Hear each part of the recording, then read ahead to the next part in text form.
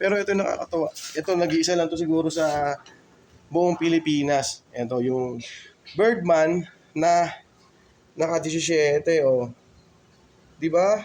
Ang angas niyan, parehas niyan. Hindi lang yan, pati itong click na to na ayun, low stance. Tapos dalawa yung suspension. Okay? Pakita ko sa inyo, dalawa yung suspension niya.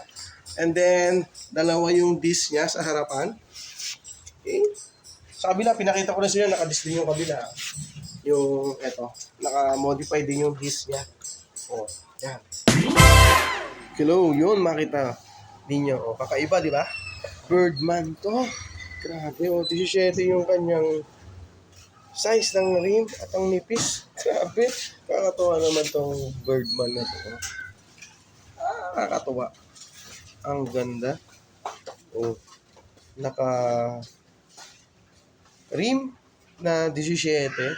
Tingnan natin yung harapan. Tingnan ko lang yung harapan ha. So, Birdman Street to. Ginagawa to ni The Modifier. Dito lang yan sa Cabuyao, Laguna, Barangay Gulod. Homes 1, Block 26, Lot 12. Yan. So, Homes 1, Gulod, Cabuyao, Laguna. O, diba? Modified dyan. 17 yung kanyang rim. O, angas. Hindi natin masyadong mabibidyo kasi nandito sa loob. At hindi naman nalinisan pa. Kasi daily use ginagamit ito lagi eh.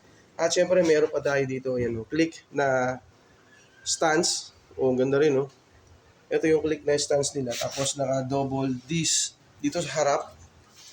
Double disc yung harapan niya. Angas, di ba? O, sa mga nakakaintindi ng syempre ng mga parts, ayan, yung kanyang disc. Tapos naka low stance, ayan o. Then, naka double shock o double yung kanyang suspension. Okay, kita nyo naman, double yung kanyang suspension. Angas. O, ito yung kanyang disc, naka disc din, diba? Ang ganda. Double disc din siya. Ang angas talaga. O, ito yung repaint niya. Lupit. Ang ganda talagang gumawa ni Modifier, no? Pero ito nakakatawa. Ito nag-iisa lang to siguro sa buong Pilipinas. Ito yung Birdman na naka-17 oh. 'Di ba?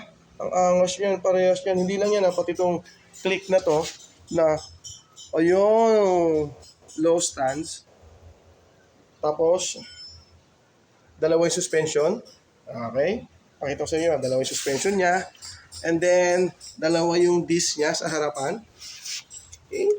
Sa kabila, pinakita ko na sa inyo, naka-disc din yung kabila. Yung, eto, naka-modify din yung disc niya. O, yan. Ito naman si Birdman. Ang galing. So, kung sa inyo, punta na kayo dito. O kung gusto nyo magpagawa dito kay The Modifier, huwag nyo kakalimutan i-follow at mag-message sa kanyang page para kayo dito magpapag-schedule. Mas maganda naka-schedule kayo pag pumunta kayo dito kay Modifier. Kasi nga po, sa dami na nagpapagawa dito, ay hindi niya masyado na asikaso yung mga walk-in. Pwede naman mag-walk-in, pero make sure na wala masyadong tao. Pag maraming tao kasi, baka hindi po magawa kayo. Yan. Low stance ng click at tapos ito yung kanyang Birdman Street na naka-17. Ang lupit. Ang angas, di ba? 17 yan. Oo. Simple-simple yung pagkakagawa niya. So, medyo madumi lang ha. So, disclaimer lang, medyo madumi lang ng konti kasi nga araw-araw yung ginagamit or daily use talaga to. Yan, ang dalawang motor dito na low stance at Birdman Street. Okay? So, yun. Maraming salamat ha, mga kaibigan ha. Thank you kay Modifier.